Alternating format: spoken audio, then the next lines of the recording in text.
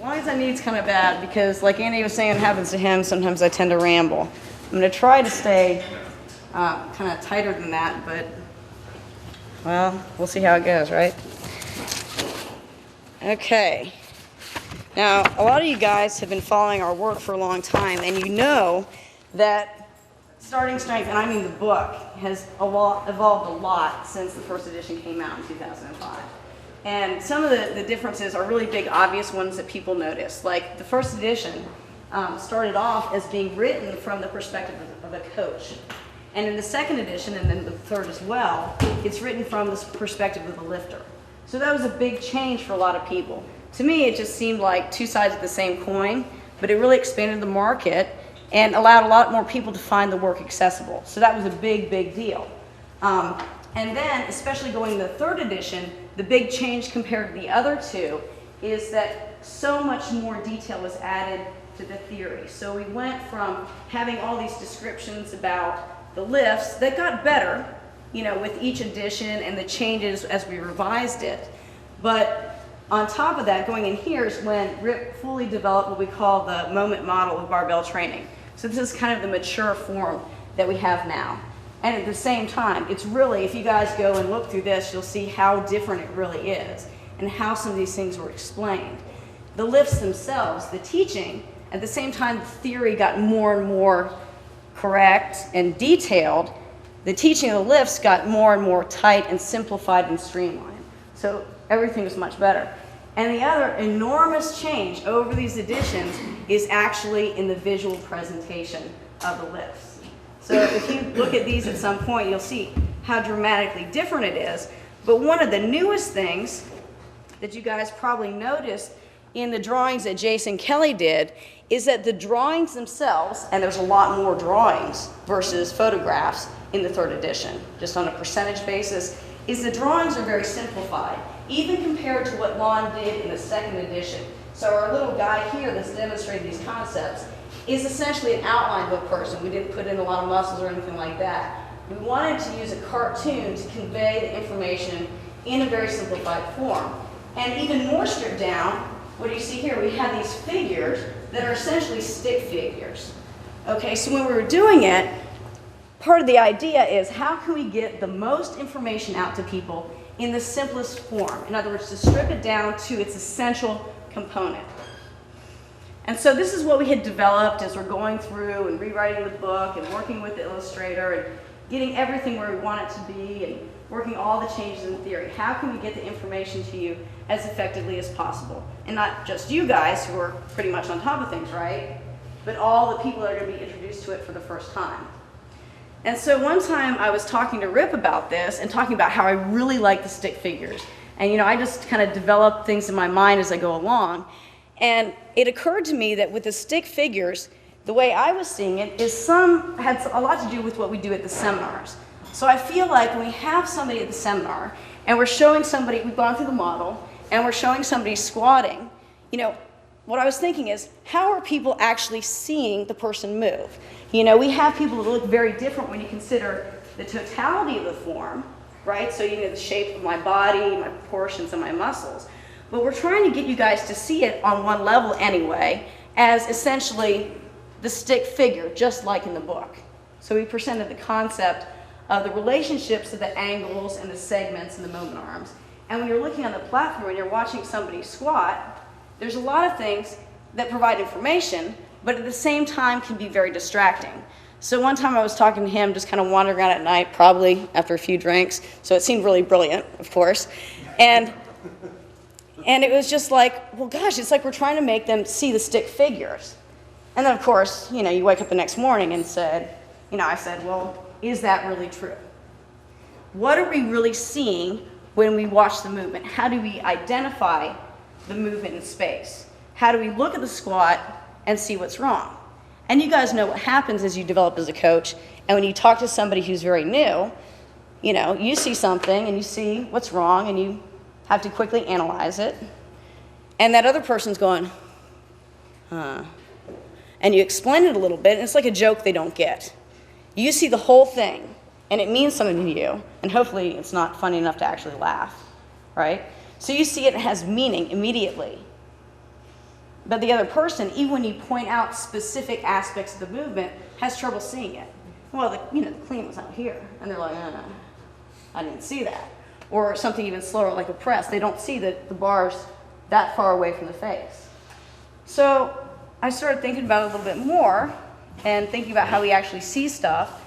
And what I want to talk about today is kind of go back to the seminar and what we're doing as we try to develop what we call the coaching eye. I mean, that's absolutely critical to being able to function as a coach, is being able to see what the movement is. And this is see on the level of not just the visual information, but see it in the sense of understanding it, of processing of it, have it actually converted into some kind of meaning. So we're going to we kind of touch on some stuff indirectly at the seminar, and what I want to do is kind of step back and think about it more specifically. Okay, so try to think of it from a different angle, and maybe some ways you don't actually think about it normally because you just learned to do it, and you haven't really thought about some of the things that are actually going on from different perspectives as we do that. So the coaching eye itself, just to simplify it, essentially we're talking about the movement, the action we are observing. It provides a bunch of information going this way, right? We see the person do the movement, and what we have to do is, like I said, it's just not light coming in, it's light that has meaning. So we have to recognize it and analyze it. So all this processing that you're doing is essentially what we group as the coaching eye.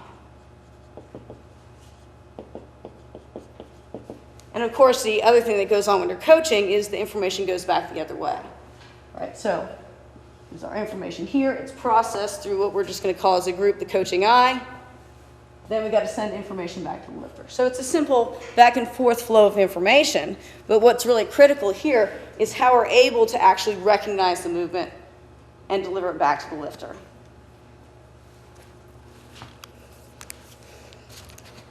So to put this all in kind of a model, because that's how kind of we approach everything, what I want to do is remind you guys of what happens at the seminar. So the very first thing that happens at the seminar after we get the introductions and all that kind of stuff out of the way is that we explain we're going to have everybody there operate as both a coach and a lifter. So that's organized really around this idea that we've used, this quote we've used over and over, when one teaches to learn, okay?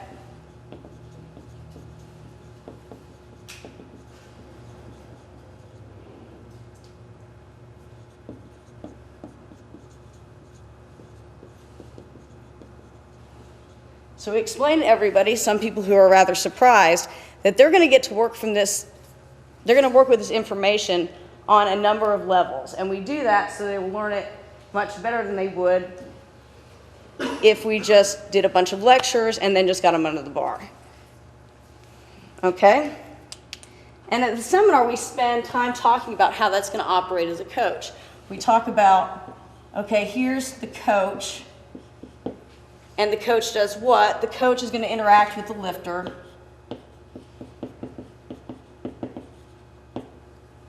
The coach is first of all going to have a model. And of course, the first part of the seminar is us discussing what that model is and how it's constructed and developed. But the coach will have a model of what the lift is, and then we'll interact with the lifter, first by explaining it. We'll start with explanations that will be distilled down into cues to get the lifter to move the way we want them to lift, which is the essence of coaching. And then at the seminar, we break this down further because essentially we have to have the lifter, the coach interacting with the lifter, and a lot of people don't have any experience with that. So we explain for reinforcement for the people that do know and for introduction for people that don't, how these cues actually operate. So the information that we're sending to the lifter is what? How do the cues work? Well, we're going to have some tactile input. We're going to actually touch the lifter to teach them how to move. We may put them into a position. we're going to have some amount of visual cueing, and we talk about why that has a certain amount of usefulness, and how people that are national athletes can essentially see a demonstration as a visual explanation. But for other people, we have to break down the instructions a little bit more effectively in order for them to learn it. But our information is going to be some visual information, demonstration or things they can see, tactile information, but the bulk is going to come through sound. Sometimes a cue is a general sound, right? At some point it may be as simple as that, or a reminder to take a breath.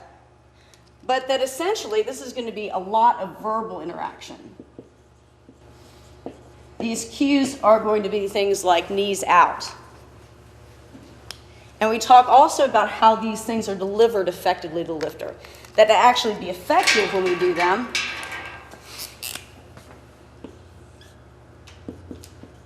we have three basic things. The priority of them, in other words, we fix the most important things relative to the model. The timing of the cues is essential. You obviously can't correct the movement after it's already happened. Ideally, we want to give an instruction so the lifter has enough time to make the correction in that rep.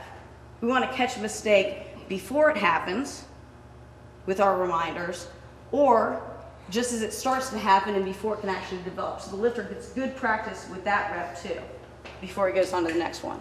So the priority and timing are essential, and also the delivery. The guy's got to actually hear this communication. So you guys are all familiar with this side of the coaching flow, going back to the lifter as coaches. And we don't talk a lot at all at the seminar about the information coming back. Really, the only parts we really talk about are when we're observing them, when we observe the lifter doing the movement, that we need to be aware of the angle of observation, because you get a different amount of information from different perspectives when you interact with the lifter. But we're going to talk today a little bit about this information going back this way.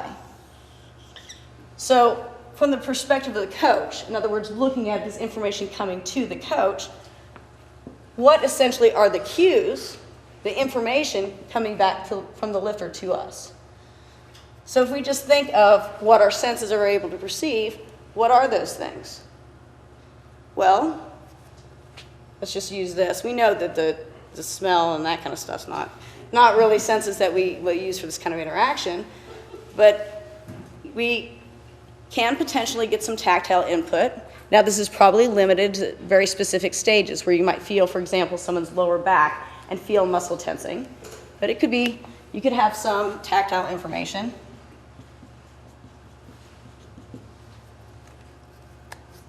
We get some sound information coming back. For example, the landing of the feet in the clean, or the sound of a bar being racked hard, locked out hard. There's some information of sound, right? So you get some of that here. But what's the bulk of the information? It's going to be visual. So that kind of works out pretty well, considering we're kind of calling it the coaching eye, right? That all fits.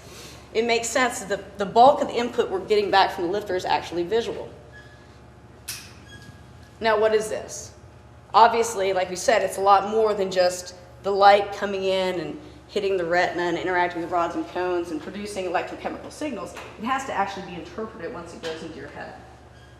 Now, before we talk a little bit about that, I'm going to address the fact that this is leaving something out. This is you at the seminar.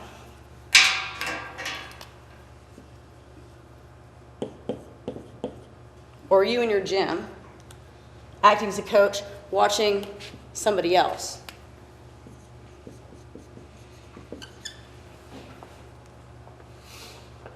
But what else is going on at the seminar? It's not you just watching someone else and evaluating them through their lifting. You're also lifting. So this actually isn't the same as you as a lifter at all. I'm going to make you as a lifter green over here. So this is the lifter, where the lifter is actually you. Now, the input you're providing to your coach is the same as this, but the information that's going back to you as the lifter is different. What are these things that come back, information that comes back to you as a coach, well, you here thinking about your own or feeling or perceiving your own lifting? Well, let's go back here again. Again, you're going to get some, writing this wrong here, you're going to get some sound that you hear as you lift, just like you do when you watch people. And you actually get a lot of visual information, don't you? Now, you don't see all of your body, but you can see where a lot of your body is in space from your peripheral vision. And depending on the lift, you see a lot of the bar movement. So you see a lot of things that are on this side of your body as they move. You get a lot of feedback. Imagine the bench press. You know where you are, you know where the bar is, the object you're interacting with during the lift, from what you can see, what's in your visual field. But what's the big thing that's different between here and here? We're under duress. I'm sorry, can you? Lifters, we are under duress. Well, you're under the stress, but as far as what you're sensing, you feel it. So the big difference between here and here is the proprioceptive. So you get all this proprioceptive feedback. So a huge difference between what you observe in someone else, what you see their body doing, and when you're observing your own body action, is that you have the sense of where you are in space. You have all the proprioceptive feedback from your movement, from the positioning, from the stress of the weight pressing on you, from your clothing touching your body. All your perception of you interacts with those factors. And that provides some, if you will, overlapping information that you get from watching someone else. Now, what else is different about watching someone versus watching yourself? Well, let's take this example. You just got to do it. Let's look at how, just realize that I put this cord around this thing, so I can't do this. I'm going to walk over here. Okay, let's think of other ways we observe ourselves. A mirror. Now, when I look at myself in the mirror, that's not the same exactly as you observing me. Well, first of all, I can feel where I am, so I get the proprioceptive feedback. But it's reversed. It's right, left, reversed. So there's differences in how you have to process information about your mirror self versus your real physical self. Right? So there's this mental manipulation that has to take place in order to understand where you are. It's probably one of the reasons that mirrors interfere so much with learning a movement. First of all, they distract you somewhat from the proprioceptive input that you're getting and tend to override that with the visual input that's also coming in, because now you can see yourself, but the perspective as you're watching yourself is not the same really as it would be watching someone else because of that conversion. Here's my actual space, but now this side over here on the right, matching this right, is different than it actually is in reality. So you have to flip that around. So this stuff we don't talk about in the seminar directly as far as how it develops your ability to see. But it's super, super critical. So if you imagine this input coming here, or here, from you as a lifter, you observing a lifter, and you having this model that you're developing, that you're thinking about, those all interact. It's kind of the most important part I want to think about here as part of the talk by adding in more information. When you hear about the theory that Rip explains and some of the other coaches explain in the lecture, you're hearing a bunch of words and the concept explained on the board. So in other words, the model, you're thinking about this process, is interacting with your language, your verbalization of that. So you have a concept, if you will, thinking about it based on the words. When you interact with the lifter and give them the verbal cues, this information going this way is primarily verbal at some level, especially as you develop a relationship with the lifter. That has to be translated into or articulated to interact with the lifter. The lifter's information that's coming into you, which is another model of the lift from watching, comes in primarily visually. So when you watch it, it's primarily a visual observation with other senses contributing. And then when you lift, you have two things being developed here. First of all, your proprioceptive sense, but the actual action itself, in the sense of you performing the action, is what? It's you actually doing the motor movement. So essentially, you have a concept of the lift from your activation of those motor pathways, from you actually using your body in space. All three of these interact with each other. When we talk about learning from teaching, that's true. You learn from having to work with material and deliver it to someone else and interact with it on that level, as well as, just observing them is different than actually verbalizing it, interacting with them in that way. But here when we do it, your physical use, your physical model also contributes to, let's say, the overall concept of, let's say, the squat. So part of you learning also depends on you doing. So it's not just when one teaches to learn, it's also when you do it, you learn. Now here's the really most important part for you as a coach. So I've written this up here as, the explaining it, the verbalizing, articulating it here interacts with watching it. In other words, the coaching eye, which also interacts with your physical action with the lift.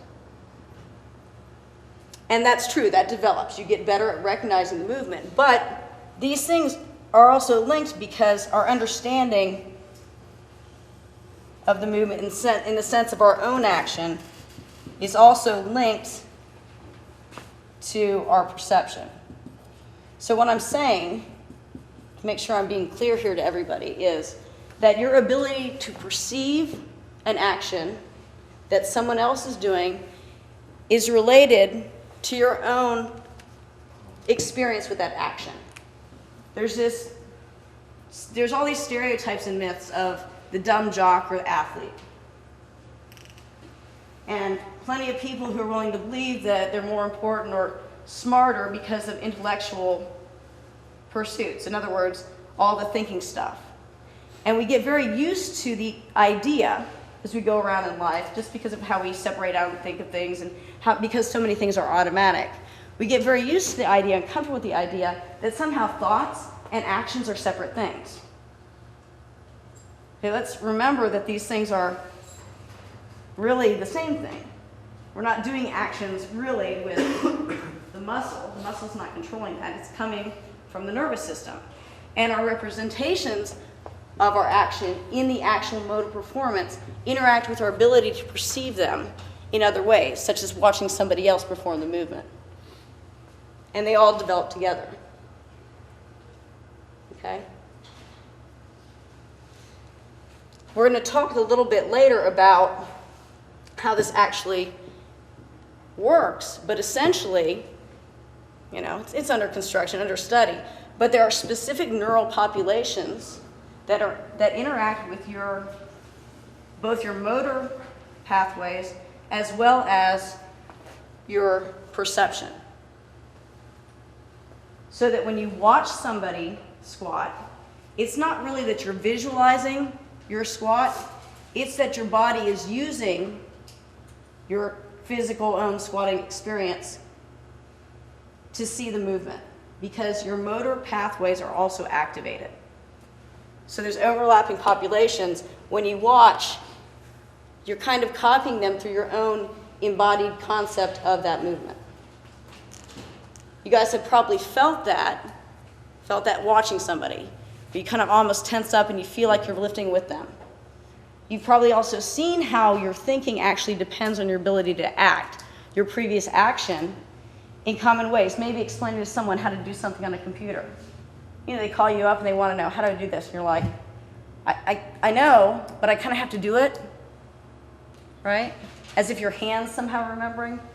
Well, you know, it's not your hand remembering, but there are actions that you performed 1,000 times. You know where to find those specific things on your device that you can readily access by actually physically doing them, because your memory, part of your thought, is your action. It's not separated in the way we often think about it. And that's actually very important for you as a coach, just to understand, because it's cool and how some of these things develop, but it also has impact when you think about actually developing someone as a lifter, how it can actually help them to coach. And we hammer that at the seminar. But going back both ways, you have to remember that all of this practice makes you better at actually seeing, which is what we care about as a coach, right? Your ability to see the movement, to see the action, right? That's probably why when a coach, like if I have a particular error that I've overcome, I can see it in other lifters quickly. It definitely can help with That's my identification. mistake. I see it. Yes, and that And- tends to happen to people. Right. We do talk at the seminar about how quite often very good natural athletes are not very good coaches. And there's many reasons for that. I mean, maybe when you're really good at something, no one asks you to explain it because, you know, well, I don't ask Heidi. I mean, she's just, you know, freak. I don't want to talk to her. I mean, there's many reasons for that interaction, but it also may have something to do with not having the experience of doing it wrong quite so hard. And then you can imagine that if you're doing it right, maybe you might not think about it quite so much, right? Whereas if you're doing it wrong and you're trying to learn it, you're trying to analyze on different levels what it is that's actually going wrong. So it's just kind of a cool thing to think about just in general. And you might encourage people that you're working with who aren't really interested in becoming coaches, that this will actually help them to lift. But I want to talk a little bit more about some of the specifics here. You can see I have a little visual demo. And that's partly because, like so many other things, we get so used to just doing them, we think of them just happening automatically. And we forget there's a lot more behind the scenes that goes on when you actually process information. Right? This stuff here is not like your vision in the sense of light coming in and just whatever. It doesn't mean anything until you give it meaning, until it's constructed in some sort of meaningful sense. So what I want to talk about, get rid of some of my scroll here, is kind of breaking this down a little, because we just don't do that normally. So to be able to have this visual input come in and have it mean something, we have to do some things. What do we have to do? Well, first, we have to recognize the objects we're viewing. In other words, we first have to see that there's a person over there versus all the background information. Now, this is not something you normally think about, is it? But you actually have to recognize that there's an object you care about, a human that's moving here. And then you have to recognize what that action is. Now, we're extremely, extremely good at recognizing people. You probably haven't thought of it before, but we'll pick out a person's figure very, very readily. We're also extremely sensitive to motion. You guys know this. So if something's moving, it flies through it, maybe something small like an actual fly. Right? Something's moving, it attracts your attention. So we're very sensitive to motion. This makes sense, right? If we're an animal, we can move around in space, and things that are moving towards us are things that we need to judge very quickly at times. Is this thing a threat? Is this thing an opportunity? Is this something we need to take an action against? So it's very important to us, for survival reasons and for social reasons, to be able to assess very quickly what that person's doing. And people are special objects in the sense of just among things that can move versus some, like a pen. You know, pen flying through the air, yeah, you see it, you might have to duck. But we're concerned about the person that threw that pen and what their next action may be. So if you think about it, it makes sense that we'd be very sensitive to detecting a person versus, other physical objects we interact with, and motion, and that it's very critical that we understand what motion is. So this is something that operates at all times, but that actually ties into why it's something we can learn to see motion in actions like squatting and deadlifting and all the things we do in the gym. So to kind of demonstrate that, I have some very old films, okay? And this is a technique developed about 40 years ago by a Swedish scientist, Gunnar Johansson. And what he did is he wanted to look at how we recognize human motion in general, but human motion specifically as his work developed. And if we have the whole person, just like our photograph in the book, or even a cartoon, there's a whole lot of information there. So that to start breaking that down into what the most relevant aspects of the human form that makes it easy to recognize the human, and the motion of the human, what some of those things were, he developed a technique called point light technique. And you'll see this if you look it up as point light figures or point light patches, things related to it. And quite simply, the idea here was we're going to take, we might have Mac here, and he's going to be our guy we're recording. And what he did was put 13 lights on him. So we dress him up in dark clothing. We're going to have him against a dark background, and we're going to put 13 lights on him. And those lights are going to mark his head and the 6 major joints. So shoulders, elbows, wrists, hips, knees, and ankles. Just 13 points. Okay, and you see that leaves some general form information. We know that a person's constructed with a head, and then we have these limbs coming off of this torso here. But this is just 13 points. And so if we have him do a motion, do some kind of motor activity in front of the camera and record it, what then they did was processed it, because they've recorded the lights against a dark Mac and a dark background, so that all you see is the points. So all that's left is the visual representation of the points.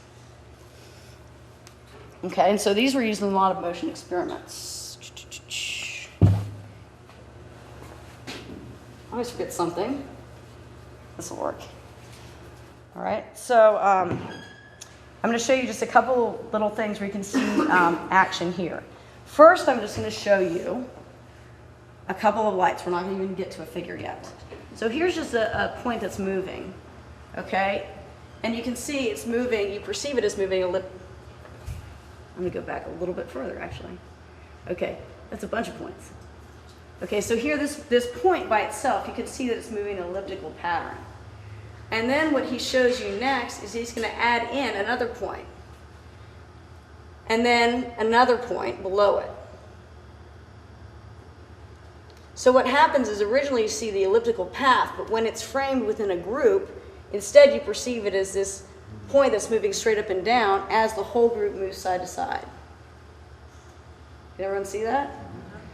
So usually when we think about how our perception works versus our vision, or just the light detection itself, the examples we think of are optical illusions, and this essentially serves that way. So if you strip out those points back again, you again will be able to see that this thing is moving in an elliptical path. When we put it in the context of the whole group, it has a completely different meaning to our eye and our perception of what the motion is. So there's a whole lot of examples like this. Okay, so we're tricky.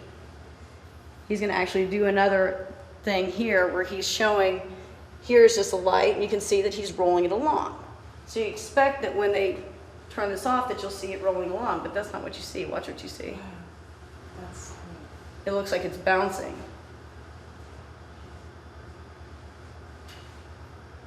So it looks like something completely different in that context.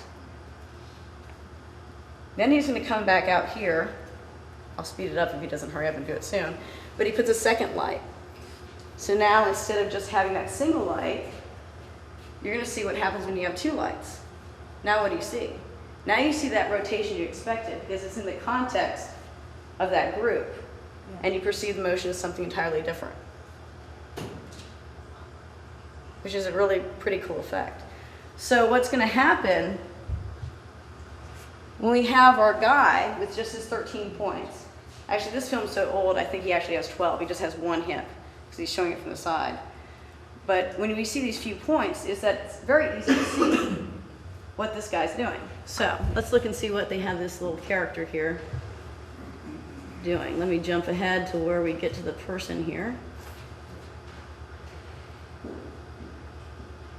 And a little bit further. Okay. So just take a look, and you guys think about what this person does in this little clip.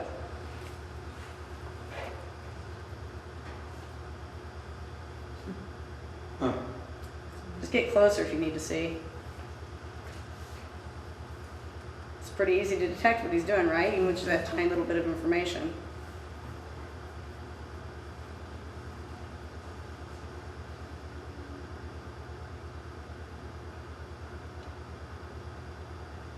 You know what he's doing there? He was painting a house. Yeah, he climbed the ladder and painted a house. What's this? Bike, yeah. Then you realize it wasn't just a bike because now he's doing push-ups, so he's crossfitting. Back in 1970.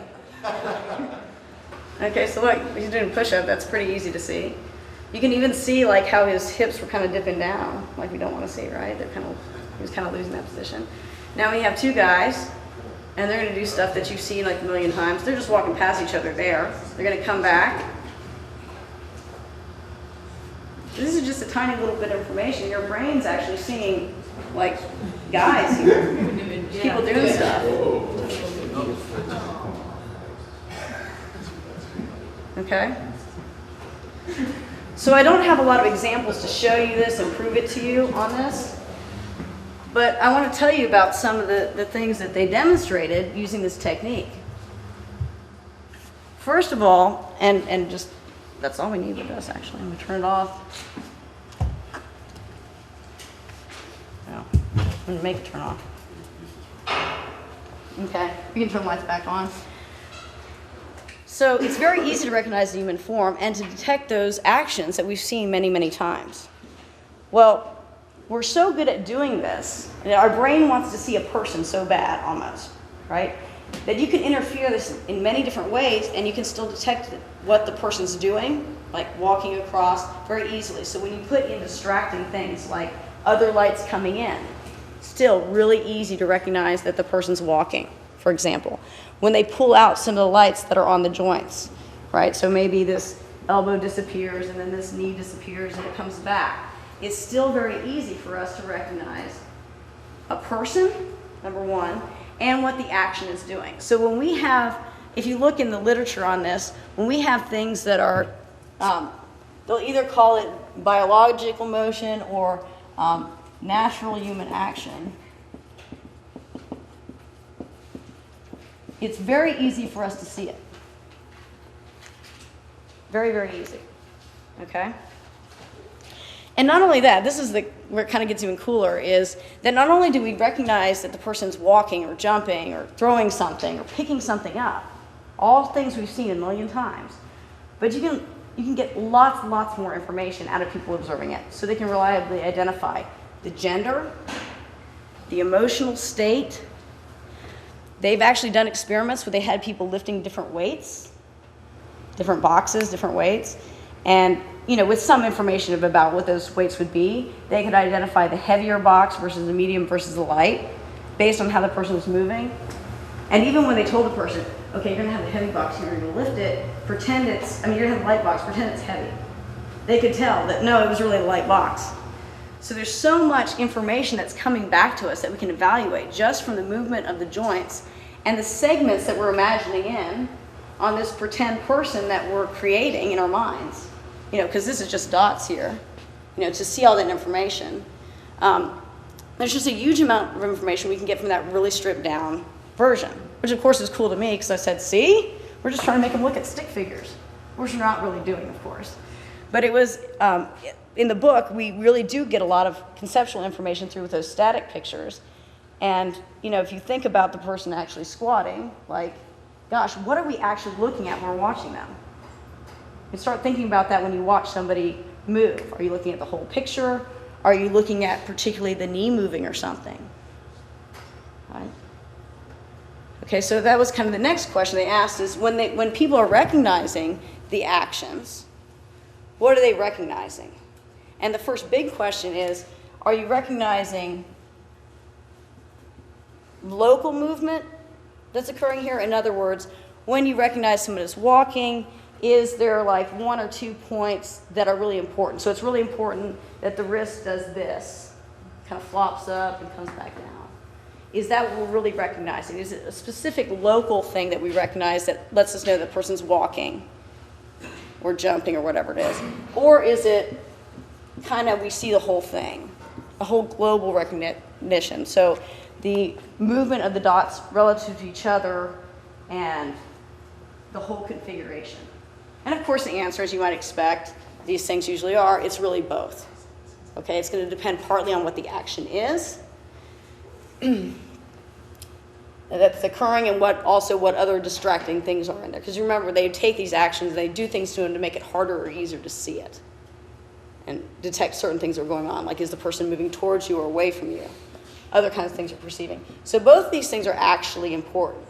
So the example for walking, for example, the movement of the wrists and the ankles is especially important. And this kind of makes sense if you just think about what happens in a walk. You know, these things are moving the greatest amount in a normal walk, and they kind of have a certain characteristic way they'll come up and then just fall back down. It's not like a robot, okay? The global stuff is really interesting in what they did to fool with it. In other words, to interfere with your global processing of the configuration. So the first technique they used to disrupt your global configuration of a movement was simply to take the figure and turn them upside down. Now just imagine that guy that was walking here just a minute ago. So imagine the guy's walking upside down. What have we done when we did that? What way is gravity pulling? Straight up, okay? So this is a huge, huge difference. So when they just invert the figure, boom, you'd think, even if you just thought about it, you predicted, yeah, I'd probably be able to tell that a guy was walking, even if you had distractions, and I'd be able to tell where he was walking, towards me or away from me, depending on the setup. What you'd find is that actually it's really hard for people to recognize a person that's upside down, even when they tell them. We're going to show you some of these guys, some of these things, you know, some of these things have had the pictures turned upside down. Okay, well, yeah, okay. And they still can't actually recognize them easily. So when you invert the guy, what have you messed up? Well, you've messed up gravity. You've just completely taken the guy out of context. And you've disrupted how you normally see all the biomechanics work, right? So, you know, the head's all the way upside down, the form's completely inverted. So now you've messed with gravity and your normal biomechanics that you're used to judging. You know, we still have some form information with the head, shoulders, you know, hips in this direction. Now that's upside down. And messes it up. Essentially just taking it completely out of the normal context. So we're really good at recognizing natural human action in normal context, if you will. So when they do other things like, you know, an elbow is supposed to bend this way, right? Unless they make the elbow bends unnaturally. Things that are not plausible motions for a body to be able to do, or joints to bend. Those things are much harder to recognize as a person at all. So you can have a creature or some unnaturally disjointed person thing. It's very, very hard to recognize even what direction they're moving. And so if you had this spidery thing here, it's harder to see what that's doing versus an actual person. So you can think about this stuff and think, all right, so we're good at recognizing motion and recognizing a human form and recognizing things that we've seen over and over. Normal human movement in a normal context. And think, well, is this our experience, right? Is all this coaching eye stuff from watching just here is just our experience? What they'll call it there is they'll typically call it perceptual experience. That's kind of, all right. That makes sense, right? That watching, we can recognize a person walking really well because we've seen a lot of people walking. We've seen a lot of people jumping. We know how the limbs are supposed to move. We can just have a bunch of experience based on living and observing that stuff occur over and over and over. And it's true, people with more experience can recognize things better. So when they look at those guys and they have people that have watched many things, in other words, they're expert in watching the movement, those people can recognize things better. So if you take a more unusual action, most of us could recognize two people dancing, but I might not be able to tell you the type of dance. You might take someone like Shelley, who's an accomplished dancer, and she's able to recognize, when they've done experiments with people, you're able to recognize things you have more experience with watching. So dancers were able to recognize very easily their own styles of dance. That just makes sense. They're used to seeing it. And it's kind of cool. But what's the other side of it? Remember, it's not just your perceptual experience watching, but how does your experience doing it influence your ability to see it? Guess what? They find the same sorts of things. So people that are experienced doing a movement, in other words, you have the actual motor experience, it jives with this idea here. Right? So the motor experience people that are actually able to complete a task, are better able, or physically able to do something, can recognize someone else doing it more easily. So we see an effect of perceptual experience. In other words, well, we're talking about perception here basically in vision sense. Your experience watching it allows you to see it more easily. But your experience doing it also opens up another avenue because these two things interact. Now, people that study this primarily are what we call cognitive scientists. They're interested in how we think about certain things, how we form concepts and work with concepts. And you know, you have different camps on how do we actually hold the memory in our mind or the concept or idea in our mind that we're working with. Is it all verbal? Is it this motor concept? You know, is it some sort of visualization that we have? And one of the camps, if you will, or you can divide the concepts into the perceptual experience, which we're just going to talk about, like you watching someone else. So watching, for example, versus what information your body holds. And they call that, as a term, they call it, are you actually keeping the concept in there? Is it embodied in some way? So is part of your ability to see the movement based on an embodied concept? In other words, let's say your own motor activation, your own performance of the squat. Are you able to see someone else squatting because your body is activating your idea of squatting based on the squats you just did? And the answer is yes. And what they found in the nervous system that's part of the link between actual perception and action are populations of neurons that they have kind of uncreatively named mirror neurons. Now, at some point, they'll probably find out there's many different systems that do this sort of action and that participate in some way.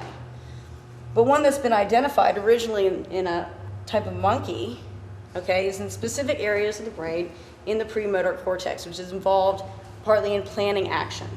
It's connected to a lot of other areas in the brain. And when a monkey watches something that has some certain characteristics, these mirror neurons are active. And when the monkey does that same action, they're also activated. So there is a direct neurological link between perception in the sense of seeing and actually acting. You know, the kind of monkey see, monkey do concept. Now here's where it really gets fun. These neurons are not just activated for anything. Like the monkey, and it turns out for you as well, doesn't care about the pen, right? Even if the pen's moving, it doesn't activate these neurons by itself. These things get activated when they're, for a monkey or a human. I don't know if humans care about monkey actions, but humans definitely care about human actions. So when there's a human operating the pen, so I have the pen, I'm moving, okay? You're aware of me doing this, or let's say writing with the pen. And this mirror neuron population is active when it's a human agent, or monkey, for the monkeys, doing something that's goal-directed. So these populations are activated not when, let's say, I'm just standing here, you know, doing something weird with my hand, but would be activated when I do something that's goal-directed, like pick up a pen or drop a pen. Okay, so they're specifically concerned with essentially detecting motion that means something, which makes sense, right? We care about interacting with the environment, especially things that present threats and opportunities that we have to deal with socially and part of our social group. I need to have an idea what Mac's about to do. Is he gonna get up and slap me? Or is he gonna come and shake my hand? Because it's very important for us to recognize what this other guy is doing. And the fact that these get activated in both doing it and recognizing has been interpreted, and I think it's kind of a cool way of thinking about this, and of course it's like all this stuff, it's kind of under development and how we conceptualize these processes going on, and it may change at some point, but one interpretation of this is that when we're watching something that's important in the sense that here's another person doing something, I'm watching what Shelley's doing. I have to understand what Shelley's doing because it may be really important for me to know what she's doing. And part of my understanding of what she's doing is me basically activating my own physical experience with that same action. So in other words, part of our interpreting what someone else is doing is kind of running a simulation of it. They're very careful to point out in the literature they do not mean a visualization. So it's not like I'm watching Shelley doing something and I'm visualizing doing it as well. It's that it's being active in some way of me interpreting what she's about to do next, right? Because really we care about, is she about to do something that I need to react to? Is seeing this action and comparing it to my own similar action, does this allow me to see what she's about to do? And that's the general idea in how these neurons are operating and how they actually link our own physical experience with our ability to detect and observe the experience or the actions of other people. So if you imagine here, and this is the other thing I forgot, these are especially active when the intent is to imitate somebody. So if you can imagine you're watching a squat, you know, you're watching what's happening here. I'm just standing by, you know, I'm watching this guy's coaching, I'm just lifting, I don't know anything about it. I'm gonna be trying to squat in, you know, 5 minutes. So I'm learning from watching this guy, just the way we just normally learn to some extent, all of us, just from the visual observation. And then when I go into the bar, I've just seen that, and these little guys have fired up and started to prepare me for doing this action. Now they're not very good at it if I haven't done it before, but when you've done your squats, you've had your experience watching and thinking about them and then doing them, what you find is that when these are active, okay, preparing you essentially for that motion, that the thresholds actually go down.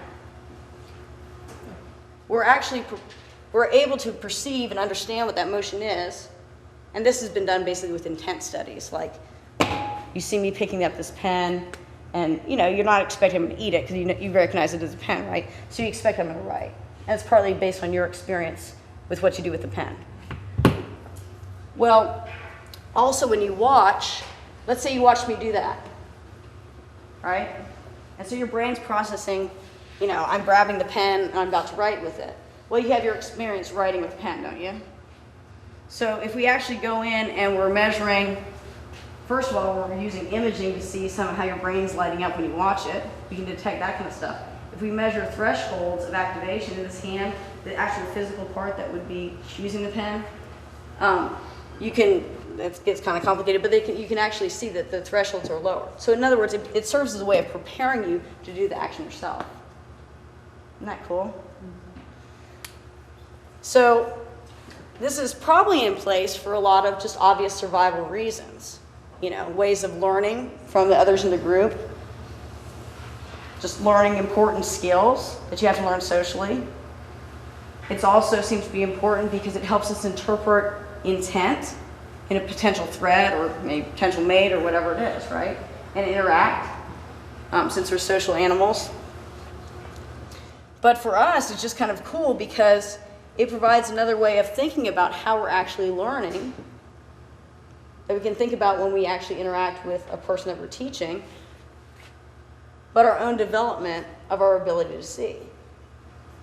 Right? So if you just think about this whole model here, it's the explaining it, the watching it, and the doing it are all a part of this model development.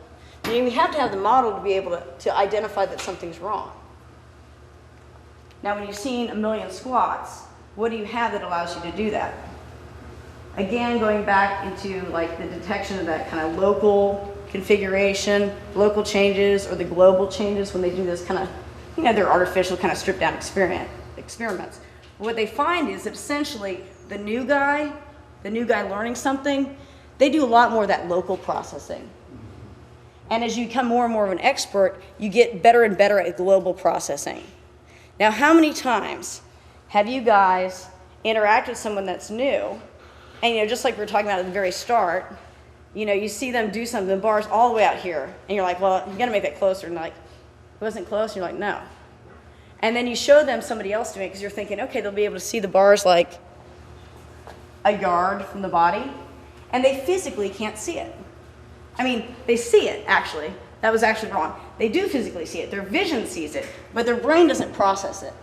They can't, their idea of the movement is so ambiguous. Like, just imagine it as a blob, that it has to be like a pointy stick for it to be perceived as different. So they can't see the difference in position. They can't see the difference in configuration. But as you get better and better and develop more and more expertise by watching it, by explaining it, by doing it, by watching lots and lots and lots of people do it and watching how they move in space in our normal context of gravity with our normal biomechanical constraints and human configuration, you develop a model, a prototype that's so tight, if you will, that you can see smaller and smaller deviations from it. And those are essentially perceived in more of a global context. So go back to when you're working with somebody, first of all, and understand that they really can't see it. They cannot see it. You can do it frame by frame, and you can point out one thing. I know you guys have had that happen. You're like, okay, we got to fix the fact that the bar's out there. So you give them one thing to think about on your cues. And when you're working with somebody who's trying to see the movement, maybe they're watching their buddy who's doing it wrong, or maybe there's someone who's interested in coaching at some point. Okay, watch his hand. Watch where the bar is. Okay, so you can give very specific instructions, recognizing that they don't have a developed model yet. They might have read the books, they might have watched a couple people do it, they might have done a little bit of it themselves, but they don't have a strong enough model to actually perceive it. They don't have enough experience with doing it or watching it to be able to detect little changes. So you kind of have to start with like, well, that's way off, you know, or give them a specific task. This is probably why people can recognize, you know, the classic explanation that's given at the seminar about the new coach. You know, he's watching his lifter, and the guy's going to be squatting, and they just keep harping on some tiny aspect of the hand, okay? And that may be something that's important to fix, but it's not the first thing you fix under most circumstances. Or you might try to fix it, but, you know, you leave it alone, because really, we got to have the guy squat. We have to have him bend his hips and knees. We have to see him below parallel. We need to see him driving up strongly from the bottom using his hip drive, okay? But what does the guy see? He doesn't know anything about the squat. He doesn't see the squat, or whether it's a squat or not. He can see the hand, though. So you latch onto those local information points that you can get. Over time, you get better at seeing specific errors against the model. Now, what I commonly see in more experienced coaches, they started to develop, they can see more of the overall movement, they see the movement pattern enough to, you know, actually fix things with priority, fix the big important things, right? And they're leaving the trivia for later. Is that what you typically see people do is start coaching one thing.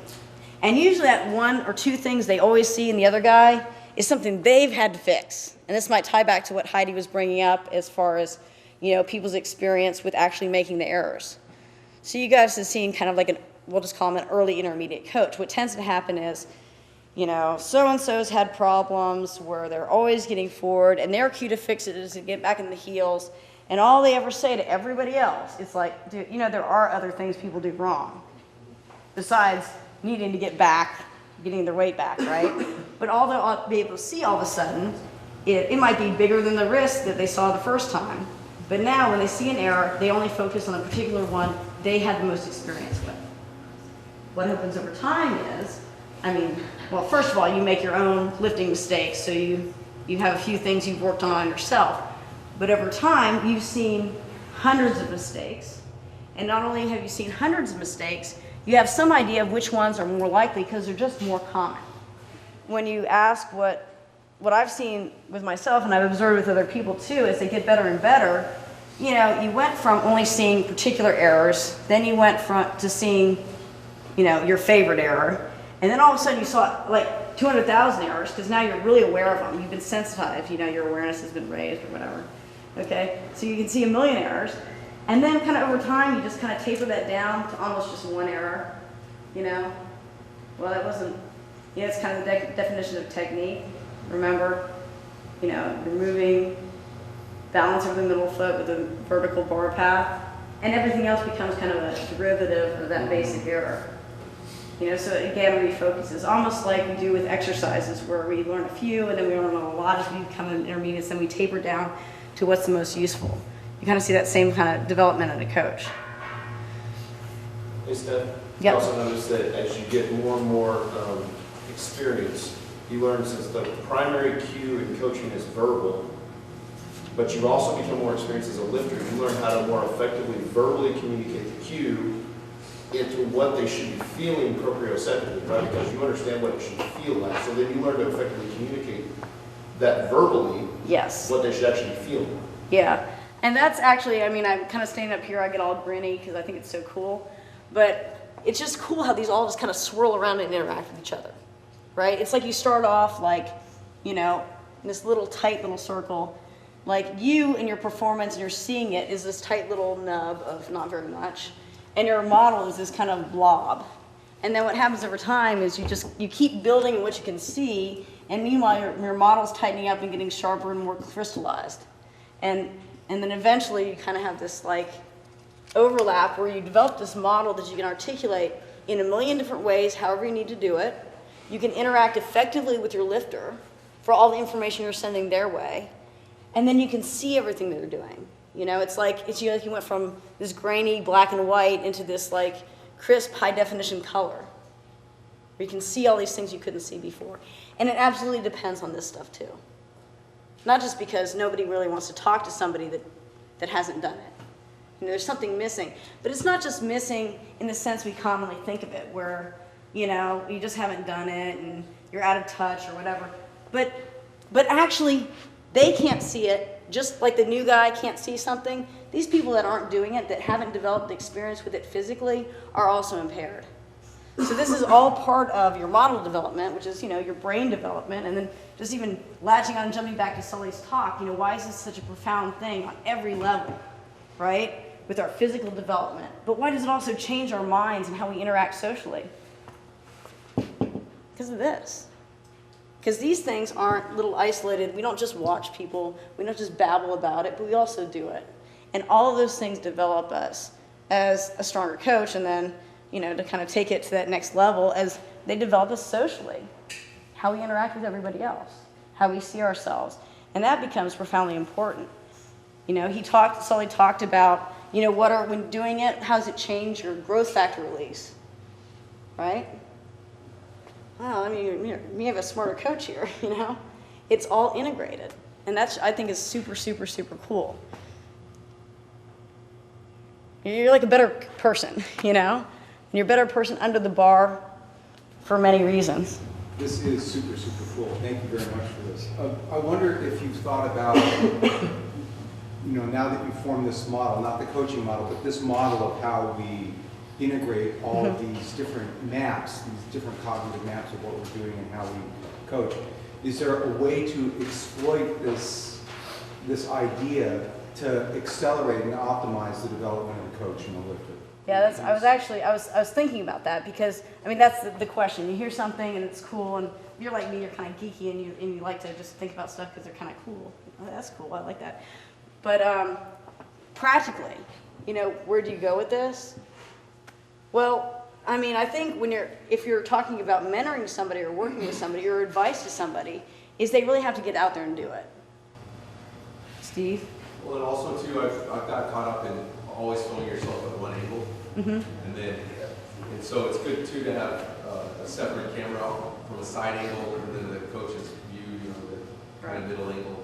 Sometimes they look like two different lists.